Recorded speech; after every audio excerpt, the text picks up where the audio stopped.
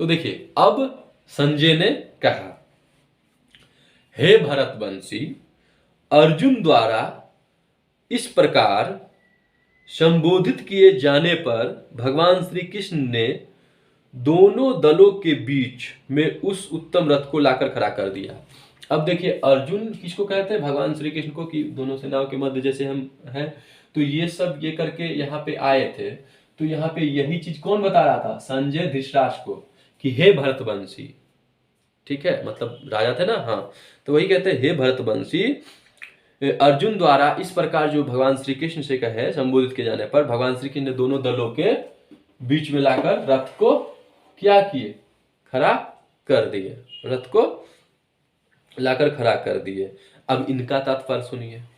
हाँ, जो अपने विधि वाला सिस्टम है, हाँ, प्रिंटिंग फिर डायरेक्ट ही जाता तो बहुत हो जाता। अब देखिए कहते हैं, इस श्लोक में अर्जुन को गुडाकेश कहा गया है। इस श्लोक में, अच्छा देखिए, हम यहाँ पे संस्कृत वर्ड इसलिए नहीं कर रहे हैं क्योंकि टाइमिंग और थोड़ा सा आजकल का भाषा, ठीक है, क्योंकि पढ़ लो तो समझ कौन रहा है, ठीक है, क्योंकि जो भाषा अधिकतर, वैसे तो भाषा मैंने कहा, देखिए भाषा ये आपका यहाँ पे 1 मिनट के लिए समझा दो कि भाषा ये डिनोट नहीं करता कि आपके पास कितना ज्ञान है, ठीक है, it is not symbol of knowledge. इसलिए भाषा कोई बोलते हैं उसमें कहते हैं अच्छे से बोलिए और इसके बाद कोई भी भाषा में आप समझिए, ठीक है। आजकल एंटरप्रेनर बहुत होते हैं, ट्रांसलेटर बहुत कुछ होते हैं, समझ सकते हैं, ठीक है। तो 10 विधि से, क्योंकि यहाँ पे कितना तो जितना एक्सप्लेन कर चाहो, मैं तो इसको भी छोटा करके मेन पॉइंट्स ही लिखना बताने वाला था, लेकिन यहाँ पे जो तात्पर्य इन्होंने कहा है उसी के हिसाब से चलते हैं कि यहाँ पे कितना प्रतिशत क्या कह रहे हैं, किस हिसाब से कह रहे हैं, ठीक है, क्योंकि इसमें तो मेन चीज यही कहा गया है। इसके बाद तात्पर्य ये कौन है, ये हम आइडिया लगाते हैं ना, आइडिया लगा के जिन्होंने कहा था ये ऐसे ऐसे ये हुआ है, जैसे हम पिछले में भी बताए हैं। तो जो चीज जो पूरा देखते हैं समझते हैं वही तो समझेंगे, ये तो कहाँ से, इसीलिए मैं कहा। अब देखते इस कहते हैं, इस श्लोक में अर्जुन को गुड्डाकेश कहा गया है। गुड्डाका का अर्थ होता है नींद, और जो नींद को जीत लेता है वह गुडाकेश है। अब देखिए, जो नींद और नींद को जीत लेता है उसे गुडाकेश कहा गया है। जो नींद और नींद को जीत लेता है उसे गुडाकेश कहा जाता है। नींद का अर्थ अज्ञान भी है। अब देखिए, नींद का अर्थ यहाँ अज्ञान भी है। कहते हैं नींद से जागो, कहाँ खोए हो, अरे सही बात बोलो कि कौन सी बातें कर रहे हो। तो यहाँ पे ही नींद का अर्थ अज्ञान भी है। अतः अर्जुन ने कृष्ण की मित्रता के कारण नींद तथा अज्ञान दोनों पर विजय प्राप्त कर लिए है। अतः अर्जुन, भगवान सब जब ये साथ है तो भाई सिंपल सी बात है, विजय तो प्राप्त करेगा ही उस पे, नींद और अज्ञान पे। तो एक नींद मतलब आप समझ गए ना, गुडाकेश, जिसमें क्या कहा गया है, नींद और नींद को जीत लिया, दूसरा नींद मतलब अज्ञान, ठीक है। कृष्ण के ने, अब देखिए कि दोनों पर विजय प्राप्त की थी, मतलब नींद और अज्ञान पे। कृष्ण के भक्त के रूप में वह कृष्ण को क्षण भर भी नहीं भूल पाया, क्योंकि भक्त का स्वभाव ही ऐसा होता है, ठीक है। यहां तक कि चलते अथवा सोते हुए भी कृष्ण के नाम, रूप, गुणों तथा लीलाओं के चिंतन से भक्त कभी मुक्त नहीं रह सकता, ठीक है। अतः भगवान श्री कृष्ण का भक्त उनका निरंतर चिंतन करते हुए नींद तथा अज्ञान दोनों को जीत सकता है। इसी को कृष्ण भावनामृत या समाधि कहते हैं। अब इसी को कहते हैं भगवान में एकदम लीन रहो। भाई तुम बात कर रहे हो लेकिन भगवान पर ध्यान है, तो कहता है यह समाधि में लीन है। किस समाधि में लीन हो, तो किस समाधि मतलब हो गया यहाँ पे कौन चीज विचार कर रहे हो, तो वहां पे ये बोल दिया। और भगवान प्रत्यय ही क्या है, समाधि, ठीक है। यहाँ पे कृष्णा भावनामृत या समाधि में कहते हैं। तो बात कर रहे हैं कहाँ पे खोए हो, तो कहते हैं कौन समाधि में आप डूबे हुए हो। आजकल का लॉजिक जो है लोग बोलते हैं, जो किस समाधि में डूबे हुए हो, ठीक है। तो यहाँ पे समझ गए ना, तो वही कहते हैं चिंतन, तो एक ही चीज कहते हैं किस समाधि में डूबे, यहाँ पे तो समझ गए। तो भगवान तो कृष्ण भावनामृत या समाधि कहते हैं। प्रत्येक जीव की इंद्रियों तथा मन के निर्देशक अर्थात ऋषिकेश के रूप हर्षिकेश ऋषिकेश, ठीक है, हर्षिकेश के रूप में कृष्ण अर्जुन के मंतव्य को समझ गए कि वह क्यों सेनाओं के मध्य में रथ को खड़ा करवाना चाहता है। अब भाई भगवान श्री कृष्ण तो अंतर्यामी, वो जान गए भाई अर्जुन कृष्ण अर्जुन के मन तत्व को समझ गए कि वहां सेनाओं के मध्य में रथ को, मतलब दोनों सेनाओं के मध्य में रथ में क्यों करना चाहते हैं वहां पे लाने से पहले, ठीक है। अतः उन्होंने वैसा ही किया। फिर वे इस प्रकार बोले, भीष्म, द्रोण तथा विश्व भर के अन्य समस्त राजाओं के सामने भगवान ने कहा कि हे पार्थ, यहाँ पर एकत्र सारे कुरुओं को देखो। तो वो जब अब लेके यहाँ पे आए थे और फिर कह रहा था यहाँ पे खड़ा हुए, कह रहा है पहले बैठे या खड़ा, कहने का तो अभी समझने की कोशिश कीजिए। हे पार्थ, अब यहाँ पे पार्थ, अब जब भी कहे सारे कुरियों को देखो तो बैठ के भी बोल सकते खड़े, तो यहाँ पे अगर एक्सप्रेशन देखो तो खड़े होके ही बोले होंगे हे पार्थ, और बैठ के भी एक्सप्रेशन जरूरी होता है, तो वो तो बात की बात है। तो हे पार्थ, सारे कुरियों को देखो, ठीक है। समस्त राजाओं जो दो कहते हैं सबको देखो, सारे कुरियों को देखो। अब इसका तात्पर्य देखिए यहाँ पे कहते हैं, समस्त जीवों के परमात्मा स्वरूप भगवान श्री कृष्ण यह जानते थे कि अर्जुन के मन में क्या बीत रहा है। इस प्रसंग में हर्षिकेश जो बोलिए, ठीक है, शब्द का प्रयोग सूचित करता है कि वे सब कुछ जानते थे, ठीक है। तो यहां पे वही हर्षिकेश, ठीक है, कुछ जानते थे। इसी प्रकार पार्थ शब्द अर्थात पृथा या कुंती पुत्र भी अर्जुन के लिए प्रयुक्त होने के कारण महत्वपूर्ण है, ठीक है। मित्र का रूप में वे अर्जुन को बता देना चाहते थे, मतलब मित्र के रूप में वह अर्जुन को बता देना चाहते थे भगवान श्री कृष्ण कि चूंकि अर्जुन उनके पिता वासुदेव की बहन पृथा का पुत्र था, इसलिए उन्होंने अर्जुन का सारथी बनना स्वीकार किया था। अब यहां से आपको ये पता चल गया ना, नहीं पता है तो ये पास्ट देखोगे तो ऐसे ही पता चल जाएगा। तो ये चीज अपना अपना सिस्टमेटिक है, जो कहते हैं ना मुद्दा क्या हुआ था जो लास्ट, तो यही वर्ड जो बोले तो डायरेक्टली वहां से बोल सकते हैं, ठीक है।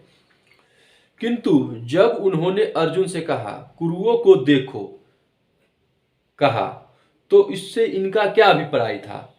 क्या अर्जुन वहीं पर रुककर युद्ध करना नहीं चाहता था? ठीक है, जब यहाँ पे कहा कि कुरुओं को देखो, भगवान कृष्ण ने अर्जुन को कुरुओं को देखो, तो यहीं पे कहा जाता है कि कृष्ण को अपनी बुआ पृथा के पुत्र से कभी भी ऐसी आशा नहीं थी कि इस प्रकार कृष्ण ने अपने मित्र को मन स्थिति की पूर्व सूचना परिहासवश दी है। तो ये चीज कौन कह रहे हैं? ये तो तात्पर्य जो अपना कहे ना बार बार निकालते हैं वही है। और ये सब भाई जो यहाँ हो रहा है वहाँ सुन रहे हैं, और वहाँ पे क्या दिमाग है, वहाँ पे वही कहना किस सब आदमी तो भाई युद्ध कब होगा, प्रवचन कौन सुन रहा है, समझ गए ना, युद्ध करने के लिए युद्ध कर। लेकिन फिर वही कहता है भाई बोलते बोलते एक होता है ना भाई, अरे सुनना सुनना यार यार 2 मिनट रुको ना, 2 मिनट रुको ना, सुनो ना, सुनोगे तभी तो होगा। तो जबरदस्ती इसलिए अभ्यास, थोड़ा सा अभ्यास करो तो इसमें वो टॉपिक तो आएगा ही, तो थोड़ा सा हो जाएगा हाँ भाई ये सही है गलत है, तो यहाँ पे ये चीज हो ही जाएगा, ठीक है। अब देखिए क्या है, अर्जुन ने वहां पर दोनों पक्षों के सेनाओं के मध्य में अपने चाचा, ताओं, पितामहों, गुरुओं, मामाओं, भाइयों, पुत्रों, पौत्रों, मित्रों, ससुरों और शुभचिंतकों को भी देखा। जितने भी जानने पहचानने वाले सभी को देखा यहाँ पे, दोनों तरफ की सेनाओं को, ऐसा नहीं है कि इसी तरफ कौरवों को, दोनों तरफ की, ठीक है, देखा, ठीक है। अब यहाँ पे इसका तात्पर्य कहते हैं, अर्जुन युद्ध भूमि में अपने सभी संबंधियों को देख सका। अर्जुन युद्ध भूमि में अपने सभी संबंधियों को देख सका। वह अपने माता पिता वह अपने पिता के समकालीन, मतलब पिता के समकालीन, पिता जैसे हाँ समकालीन उनके बराबर भूरिश्रवा जैसे व्यक्तियों, भीष्म तथा सोमदत्त जैसे पितामहों, द्रोणाचार्य तथा कृपाचार्य जैसे गुरुओं, शल्य तथा शकुनी जैसे मामाओं, दुर्योधनों भाइयों में हो गया, लक्ष्मण जैसे पुत्रों, अश्वत्थामा जैसे मित्रों एवं कृतवर्मा जैसे सुनिश्चितों को भी देखा। वह उन सेनाओं के को भी देख रहा था जिनमें उनके अनेक मित्र थे। तो वही कह रहा है, कहने का पर यहाँ पे कि वहाँ पे लेके दोनों चीज़ यही सब देख जांच पड़ताल हो रहा है भाई, कौन क्या है, किसके साथ क्या करना है, कैसे क्या करना है। अभी तक कहीं से समझौता आ नहीं रहा है। तब जबकि ना अभी तो मन की व्यथा है चलना है, जब भगवान स्टार्ट करेंगे तभी तो होगा। हाँ, अब देखिए, जब कुंती पुत्र अर्जुन ने मित्रों तथा संबंधियों की इन विभिन्न श्रेणियों को देखा तो वह करुणा से अभिभूत हो गया और इस प्रकार बोला। अब देखिए, अर्जुन ने जब ये सभी अपने संभे संबंधियों को देखा तो करुणा मतलब वही है, करुण भाव जो कहते हैं ना एकदम, कि भाई कैसे क्या करूँगा, क्या समझ में नहीं आ रहा है कुछ, मतलब हृदय विभोर हो गया। कहने का वहाँ पे क्या करूँ, कैसे करूँ। अर्जुन ने फिर वहीं पे कहा, फिर करुण भाव से कहा, ये मतलब बोला, अर्जुन ने कहा, हे कृष्ण, इस प्रकार युद्ध की इच्छा रखने वाले अपने मित्रों तथा संबंधियों को अपने समक्ष उपस्थित देखकर मेरे शरीर अंग कांप रहे हैं। मतलब मेरे शरीर के अंग कांप रहे हैं और मेरा मुंह सुखा जा रहा है। मतलब सामने जिससे लड़ने वाले हैं वो सभी अपने थे, सगे संबंधी। तो वही कह रहा है, अब मेरा मतलब शरीर कांप रहा है। ठीक है, मतलब मैं कैसे लड़ूंगा, कैसे क्या करूंगा, क्योंकि अब यहाँ पे इसका भी तात्पर्य देखो तो बहुत कुछ कह सकते हैं। तो इनका ही पहले पहले क्या मतलब इनका ही करते हैं। ठीक है, क्योंकि देखिए यहाँ पे क्या होता है, जब ये कांप रहा है तो कहते हैं भाई सामने वाले से लड़ेंगे, फिर इसके बाद पहचान तो रहेंगे नहीं है, क्योंकि युद्ध का निर्णायक युद्ध होगा ना, फिर अभी मतलब स्टार्ट होगा ना, तो आर पार वाला ही युद्ध हो रहा है ना। एक ही बार डायरेक्ट तो राजा को नहीं पकड़ लेते हैं भाई, सैनिक क्यों होता है, रक्षा करने के लिए ना।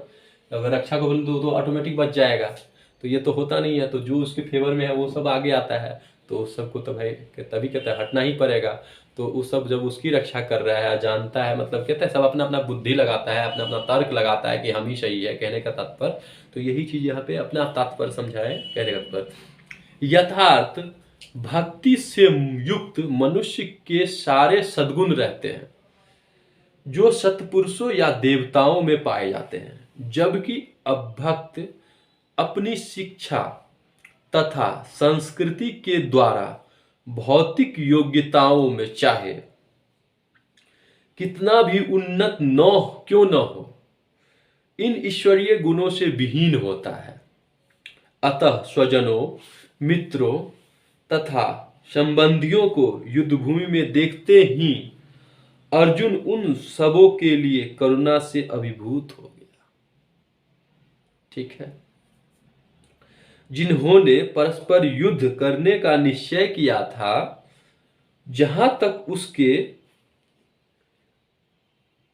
अपने सैनिकों का संबंध था, उसके अपने सैनिकों, तो वह उनके प्रति परम से दयालु था, अपने सैनिकों के प्रति। ठीक है, किंतु विपक्षी दल के सैनिकों की आसन मृत्यु को देखकर वह उन पर भी दया अनुभव कर रहा था कि भाई कैसे इन सबको मानूंगा कि इस पागल, मतलब कहने का पर पागल ही बोलते थे ना वो, अपना कहते विपक्षी पार्टी को क्या बोलता है कि इसके चक्कर में आ गया है भाई, करना ही पड़ेगा, क्या करे।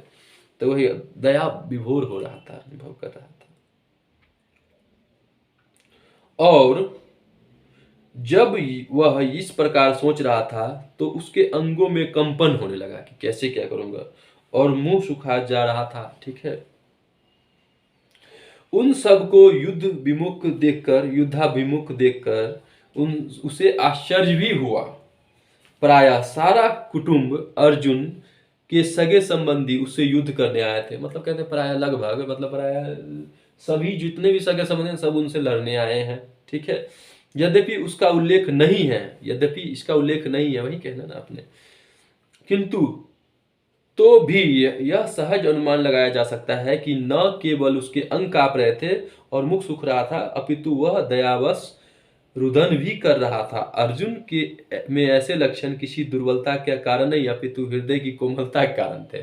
तो कह रहा था सामने वाले को देख दया आ रहा था, इसका मतलब ये नहीं कि वो कमजोर है कि लड़ नहीं सकता है, वो ये था कि वही है कि कहते हैं दया आ रहा है, तो वही कहते हैं कोमलता का कारण था, जो भगवान के शुद्ध भक्त का लक्षण है।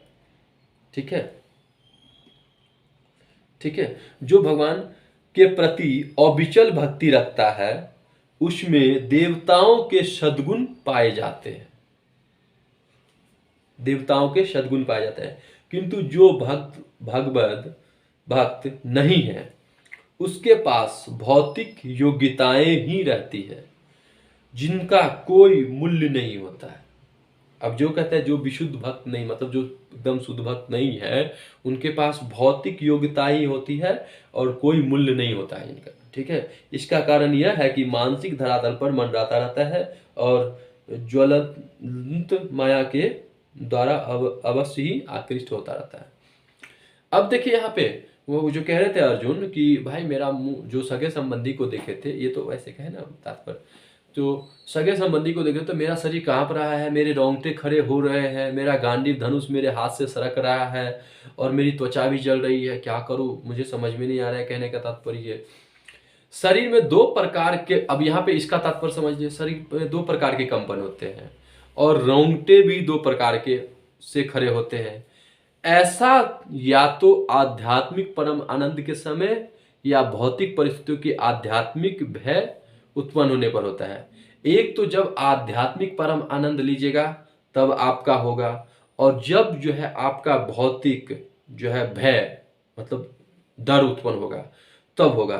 दिव्य साक्षात्कार में कोई भय नहीं होता है। जब आपको अलौकिक मतलब कुछ दिव्य ज्ञान आएगा तो आपको कोई भय नहीं होता है, तो वहां पे जब आपका रोंगटा खड़ा होगा तो वहां पे आपका दिव्य में आएगा। ठीक है, ये कहने का तो आध्यात्मिक में। इस अवस्था में अर्जुन के जो लक्षण हैं वे भौतिक भय अर्थात जीवन के की हानि के कारण है। उसको ये लग रहा था कि मतलब क्या यहाँ पे जो बताया जा रहा है उसकी क्या पढ़े, हाँ, कि भौतिक भय के कारण होता है। अन्य लक्षणों से भी यह स्पष्ट है कि वह इतना अधीर हो गया कि उसका विख्यात धनुष गांडीव उसके हाथों से सरक रहा था और उसकी त्वचा में जलन उत्पन्न हो रही थी। ये सब लक्षण देहात्म बुद्धि से जन्य है। ठीक है, ये सब हो रहा था, वही चीज कह रहा था कि सारा ये सब मतलब हो रहा है मेरे साथ, मैं यहाँ अब और अधिक खड़ा रहने के असमर्थ हूँ। जब ये सब जो देखा ना, अब भाई युद्ध करना ही है, तो कहता सर चकरा रहा है, हाथ चिकरा रहा है, तो नहीं पता नहीं क्या होगा मेरे साथ। कहने का समझ रहे ना यहाँ का सिस्टमेटिक। तो वो कह रहा असमर्थ हूँ, मैं अपने को भूल रहा हूँ कि और मेरा सर चिकर आ रहा है। ठीक है, हे कृष्ण मुझे तो केवल अमंगल के कारण दिख रहा है। अमंगल मतलब कुछ गलत ही होगा। ठीक है, अब यहाँ पे देखिए, यहाँ पे इसकी, ठीक है, कहते अपने अधैर्य के कारण अर्जुन युद्ध भूमि में खड़ा रहने में असमर्थ था, क्योंकि उसका दिमाग ही नहीं काम कर रहा था। दिमाग मतलब सर चकरा रहा है, ये वही क्या है, किससे क्या करूं, इधर देखो उधर देखो इधर देखो, किसको क्या देखो, किधर से कौन प्रहार करे मुझे पता ही नहीं है, क्योंकि सब उसकी तरफ से लड़ने आए हैं। तो वही चीज है कहने का तात्पर्य यहाँ पे। तो अपनी अपनी सिस्टमेटिक, एक तो हम इसका शॉर्ट में ऐसे ही श्लोक में अपने हिसाब से कर ही देंगे, लेकिन अभी मैंने कहा ना, अपने अधैर्य के कारण अर्जुन युद्ध भूमि में खड़ा रहने में असमर्थ था और अपने मन की इस दुर्बलता के कारण उसे आत्मविस्मृति हो रही थी। मन की दुर्बलता के कारण उसे आत्मविस्मृति हो रही थी। भौतिक वस्तुओं के प्रति अत्यधिक आसक्ति के कारण मनुष्य ऐसी मोहमाई स्थिति में पड़ जाता है। जब कहता है, अब कहता है ये जो उसका सर जो चकरा रहा था और ये हो रहा था कि क्या होगा नहीं होगा, तो वही कह रहा है जब भौतिक वस्तुओं का आपको मोह होगा। अब भौतिक मतलब आप समझिए, देख सके छू सके, समझ गए, तो भौतिक ही होता है कहने का मतलब। तो ये भौतिक वस्तुओं का जो कह रहे हैं उसका मोह हो गया था, ये सब उसको दर्शाता है ऐसा लक्षण। भय, ऐसा भय तथा मानसिक असंतुलन उन व्यक्तियों में उत्पन्न होता है जो भौतिक परिस्थितियों से ग्रस्त होते हैं। अर्जुन को युद्ध भूमि में केवल दुखदायी पराजय की प्रतीति हो रही थी। मतलब भय हो रहा था, भौतिक ही वाला सिस्टम है यहाँ पे। दुखदाई की पराजय मतलब कि मार भी देंगे तो अब लगा सोचेंगे तो फिर हम किसके लिए रहेंगे, किसके लिए लड़ रहे हैं, किसके लिए जी रहे हैं, ऐसा बात है। वह शत्रु पर विजय पाकर भी सुखी नहीं होगा, वह शत्रु पर विजय पाकर भी सुखी नहीं होगा। निमित्तानि विपरीतानि शब्द महत्वपूर्ण है। कहते हैं जब मनुष्य को अपनी आशाओं में केवल निराशा दिखती है, जैसे अभी कोई चीज है, किसी चीज का आस रहता है, तो कहते हैं जब मनुष्य को कोई भी निराशा दिखता है, ठीक है, तो वह सोचता है कि मैं यहाँ क्यों हूं। प्रत्येक प्राणी अपने में तथा अपने स्वार्थ में रुचि रखता है। कहते हैं यहाँ पे हर प्राणी, ये इस मतलब जो अमंगल मंगल दिख रहा था कि सर चकरा रहा था कि भाई कर्म से पीछे हट रहे हो, नहीं दे रहा है, तो जो भी युद्ध हो गया यहाँ पे शंखनारा हो गया, फिर इसके बाद तुम कह रहे हो हाथ से सरक रहा है, ये सब सिस्टम हो रहा है। तो वही कह रहा है कि यहाँ पे कि ये सब क्या है, भौतिक जो है मोह है, इसी के प्रति हो रहा है सब। ठीक है, कि यहाँ क्यों हूँ भाई, क्यों आए, क्यों ऐसा कि जल्द जल्द चले जाते हैं। तो वहाँ पे डरपोक सब आदमी अलग अलग मिलेगा, कोई कहेगा दूर नहीं, कोई अरे यार वो छोड़ नहीं मारना चाहता था इसलिए छोड़ दिया, वही कोई सोचेगा कमजोर था मार ही नहीं पाता इसलिए छोड़ दिया। तो जैसे आजकल देखते भी होंगे आप लोग, तो कहते हैं ये बड़ा ये बड़ा ये बड़ा ये बड़ा, क्या सही सही गलत वो कहे ना, बड़ा बात की बात है, अभी बाद में करेंगे। प्रत्येक प्राणी अपने में तथा अपने स्वार्थ में रुचि रखता है, किसी की भी परमात्मा में रुचि नहीं होती है। कृष्ण की इच्छा से अर्जुन अपने स्वार्थ के प्रति अज्ञान दिखा रहा है। मनुष्य का वास्तविक स्वार्थ तो विष्णु या कृष्ण में निहित है।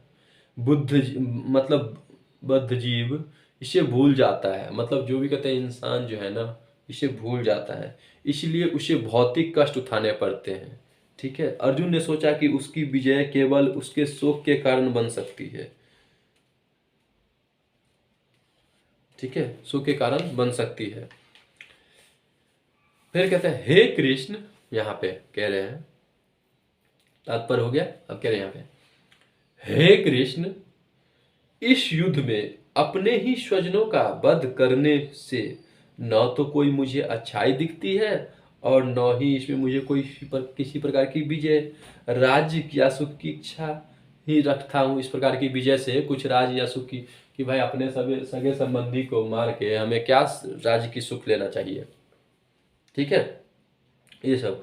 तो अब इसका तात्पर्य देखिए, कहते हैं यह जाने बिना कि मनुष्य का स्वार्थ भगवान विष्णु या कृष्ण में है, सारे बद्ध जीव शारीरिक संबंधों के प्रति यह सोचकर आकर्षित होते हैं कि वे ऐसी परिस्थितियों से प्रसन्न रहेंगे, ऐसी देहात्म बुद्धि के कारण वे भौतिक सुख के कारण को भी भूल जाते हैं। अर्जुन तो क्षत्रिय का नैतिक धर्म भी भूल गया था कि क्षत्रिय धर्म क्या होता है, जो जिस कुल में तुम पैदा हुए हो, मतलब कहने का तात्पर्य क्षत्रिय धर्म में, वो भी भूल गया था। कहा जाता है कि दो प्रकार के मनुष्य परम शक्तिशाली या ज्वल्यमान, ठीक है, सूर्यमंडल में प्रवेश करने के योग्य होते हैं। ये है एक तो क्षत्रिय जो कृष्ण की आज्ञा से युद्ध में मरता है, जो भगवान श्री कृष्ण की आज्ञा से युद्ध में मरता है, और दूसरा सन्यासी जो आध्यात्मिक अनुशीलन में लगा रहता है। ठीक है, यही होता है, कहते हैं शक्तिशाली अर्जुनशील जाज्वल्यमान सूर्यमंडल में प्रवेश करने योग्य होता है, जाज्वल्यमान है। ठीक है, तो एक आध्यात्मिक से और एक जो भगवान श्री कृष्ण के कृपा से, मतलब क्षत्रिय युद्ध में लड़ता है और मरता है, जीता है, मतलब मरता है कहने का मतलब। तो अब कहते हैं अर्जुन अपने शत्रुओं को भी मारने से विमुख हो रहा था। अब अर्जुन कह रहा था भाई अब हम क्योंकि यहाँ पे भाई अपोजिट पक्ष में, तो यहाँ पे विमुख हो रहा था ना मारने से, कि भाई अब पीछे हट रहा था, कहने का तत्पर अर्जुन मारने विमुख हो रहा था। अपने संबंधियों की बात तो छोड़ दो, वह सोचता था कि स्वजनों को मारने से उसे जीवन में सुख नहीं मिल सकेगा। उसे लग रहा था कि अपने स्वजनों, अपने जान पहचान को मारने से जीवन में सुख नहीं मिलेगा, अतः वह लड़ने के इच्छुक नहीं है। जिस प्रकार की भूख न लगने पर कोई भोजन बनाने को तैयार नहीं होता है। ठीक है, उसने तो बन जाने का निश्चय कर लिया है। उसने तो बन जाने का पहले निश्चय करे, नहीं भाई हम नहीं लड़ने वाले हैं, अब तो भाई डायरेक्ट हमें भाई नहीं मारने, हमें युद्ध लड़ना ही नहीं है, डायरेक्ट निश्चय कर लिया। कौन? अर्जुन।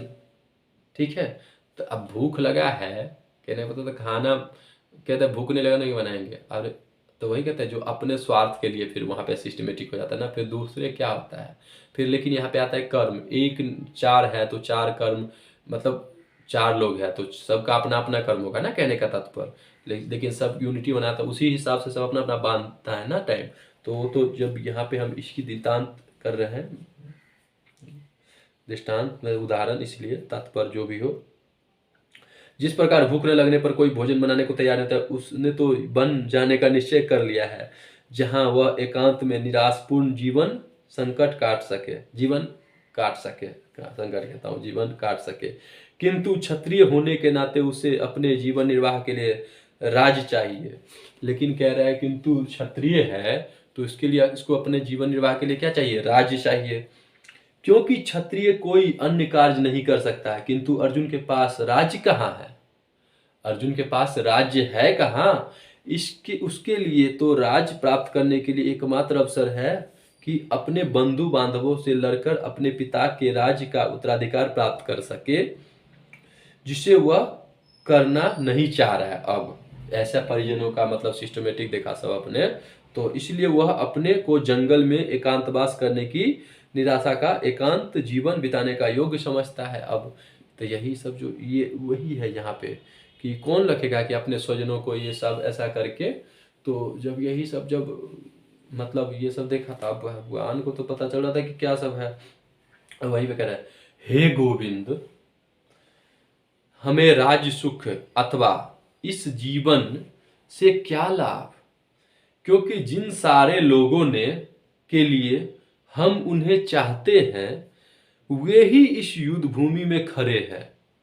हे मधुसूदन, जब गुरुजन, पितृगण, पुत्रगण, पितामह, मामा, ससुर, पौत्रगण, साले और अन्य सारे संबंधी अपना अपना धन एवं प्राण देने के लिए तत्पर है और मेरे समक्ष खड़े हैं, तो फिर मैं इन सबको क्यों मारना चाहूंगा जिसके लिए मैं कर रहा हूं? कहने का तात्पर्य, भले ही वो मुझे क्यों ना मार डाले, भले ही वो सब मुझे मार डाले मिलके, ठीक है। कहने का मतलब, हे जीवों के पालक, भगवान से कह रहे हैं ना अर्जुन कि मैं इन सबों से लड़ने को तैयार अब नहीं हूं, नहीं लड़ना, ठीक है। भले ही बदले में मुझे तीनों लोग क्यों ना मिले, भले हम आपको कितना भी क्यों कहेंगे मैं नहीं मारने वाला हूँ, मतलब कोई भी तीनों लोग पूरा समझ दे दिया, मैं नहीं मारने वाला हूँ, ठीक है। भले भले मुझे तीन लोग क्यों ना मिलते हो। इस पृथ्वी की तो बात ही छोड़ दो, भला धृतराष्ट्र के पुत्रों को मारकर हमें कौन सी प्रसन्नता मिलेगी। अब देखिए इसका तात्पर्य यहाँ पे दिया है। अर्जुन ने भगवान श्री कृष्ण को गोविंद कहकर संबोधित किया, क्योंकि ये पहले बताते हैं कि क्योंकि गौ और इंद्रियों के समस्त प्रसन्नता का विषय है, ठीक है। इस विशिष्ट शब्द का प्रयोग करके अर्जुन संकेत करता है कि कृष्ण यह समझे कि अर्जुन की इंद्रियां कैसे तृप्त होगी। गोविंद मतलब इसलिए कहा कि ये वर्ड कि आप इंद्रियों के स्वामी हैं अगौ के, तो मेरी इंद्रियां तो अपने बस में है नहीं, तो मेरी इंद्रियां कैसे तृप्त होगा, कैसे मतलब होगा। किंतु गोविंद हमारी इंद्रियों को तुष्ट करने के लिए नहीं है। हाँ, यदि हम गोविंद की इंद्रियों को तुष्ट करने का प्रयास करते हैं तो हमारी इंद्रियां स्वतः तुष्ट हो जाएगी। अगर हम भगवान को मतलब तुष्ट कर देते हैं, संतुष्ट यहाँ पे हो गया, तो अपने आप स्वतः हो जाएगा, ठीक है। यदि हम गोविंद की इंद्रियों को तुष्ट करने का प्रयास करते हैं तो हमारी सारी इंद्रियां स्वतः तुष्ट हो जाएगी। भौतिक दृष्टि से प्रत्येक व्यक्ति अपनी इंद्रियों को तुष्ट करना चाहता है, क्योंकि सही में भौतिक दृष्टि से ही ना लोग अपना प्रत्येक इंद्रियों को कहते हैं हाँ आनंद आया, ऐसे ऐसे ऐसे ऐसे कोई देखेगा, कोई ऐसे देखेगा, कहने का तात्पर्य समझ गए ना। और चाहता है कि ईश्वर उसके आज्ञा पालक की तरह काम करे, कि जो बोले वो चीज करे। किंतु ईश्वर उसकी तृप्ति वहीं तक करते हैं जितनी की वे पात्र होते हैं, उस हद तक नहीं जितना वे चाहते हैं। किंतु जब कोई उसके विपरीत मार्ग ग्रहण करता है, अर्थात जब वह अपनी इंद्रियों की तृप्ति की चिंता न करके गोविंद की इंद्रियों की तुष्टि करने का प्रयास करता है, तो गोविंद की कृपा से सारे जीव की सारी इच्छाएं पूर्ण हो जाती है। जो भी गोविंद की तुष्टि करता है पूर्ण हो जाती है। यहाँ पर जाति तथा कुटुंबियों के प्रति अर्जुन का प्रगाढ़ स्नेह आंशिक रूप से इन सब के प्रति उसकी स्वाभाविक करुणा के कारण है। अतः वह युद्ध करने के लिए तैयार तो है नहीं। हर व्यक्ति अपने वैभव का प्रदर्शन कर अपने मित्रों और परिजनों के समक्ष करना चाहता है कि भाई मैं इतना किया, ये किया, सब तो इसी पर, वास्तव में तो यही है आजकल। हम ये चीज़ किए, हम ये चीज़ किए, हमसे वो डरे, हमसे वो डरे, इतना ये चीज़ किए, ताकि सब अपना अपना कहते हैं ना थाट बनाए रखे कि हमारा ये क्रेज है, हमारा वो क्रेज है। किंतु अर्जुन को भय है कि उसके सारे मित्र एवं परिजन युद्ध भूमि में मारे जाएंगे और वह विजय के पश्चात उसके साथ अपने वैभव का उपयोग नहीं कर सकेंगे। तो भाई जो भी मित्र और जो भी परिजन है, तो जो अगर विजय पा ही गए तो उसका मतलब नहीं वैभव का उपयोग कर पाएंगे। भौतिक जीवन का यह सामान्य लेखा जोखा है, किंतु आध्यात्मिक जीवन इससे सर्वथा अलग है, भिन्न है। क्योंकि भक्त भगवान की इच्छाओं की पूर्ति करना चाहता है, अतः भगवत इच्छा होने पर वह भगवान की सेवा के लिए सारे ऐश्वर्य स्वीकार करता है। किंतु यदि भगवत इच्छा न हो तो वह एक पैसा भी ग्रहण नहीं कर सकता, क्योंकि भगवान की अगर इच्छा न हो तो नहीं कर सकता। अर्जुन अपने संबंधियों को मारना नहीं चाह रहा था, और यदि उनको मारने की आवश्यकता हो तो अर्जुन की इच्छा थी कि कृष्ण स्वयं उसका वध करे। मतलब अर्जुन की इच्छा थी कि स्वयं कृष्ण उनका वध करे।